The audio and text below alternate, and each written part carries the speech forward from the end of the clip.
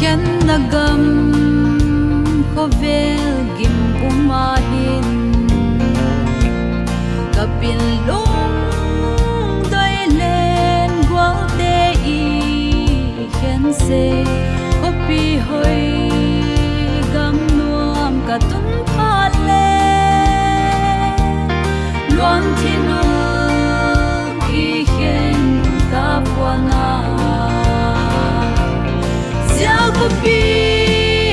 hoi a tat sa te lena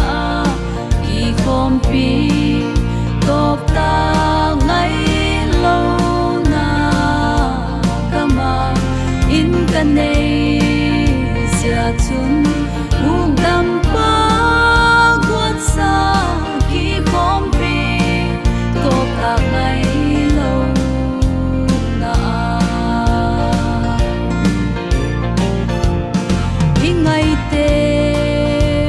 kapin hian ma leo hin lim na ten mua le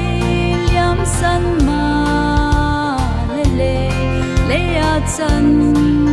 ding nei lo ma leng le kopi hoi gam nuam ke ti na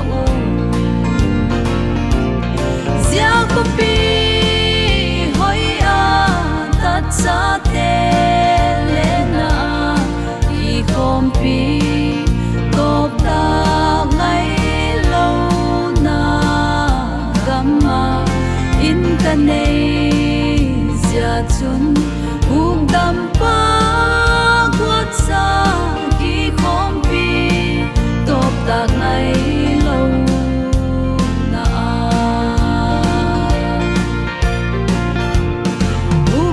pa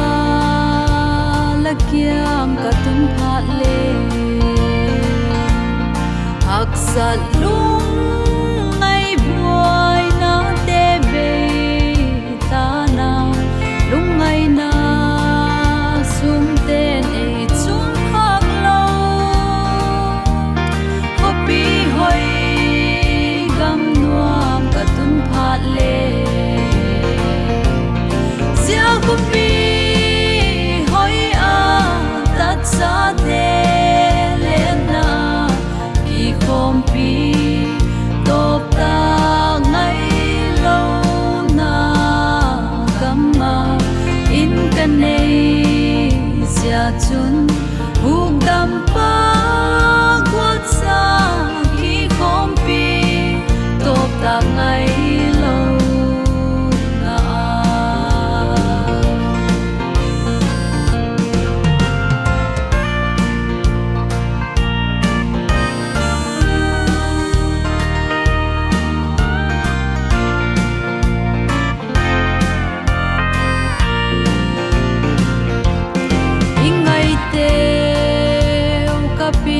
hian ma leo hin lim na ten mua le liam san ma le a chan ding nei lo ma leng le kopi hoi gam nuam ke ti na zia kopi sa te lena I kompi top ta ngai lo na gama in kanei sia chun ugdam pa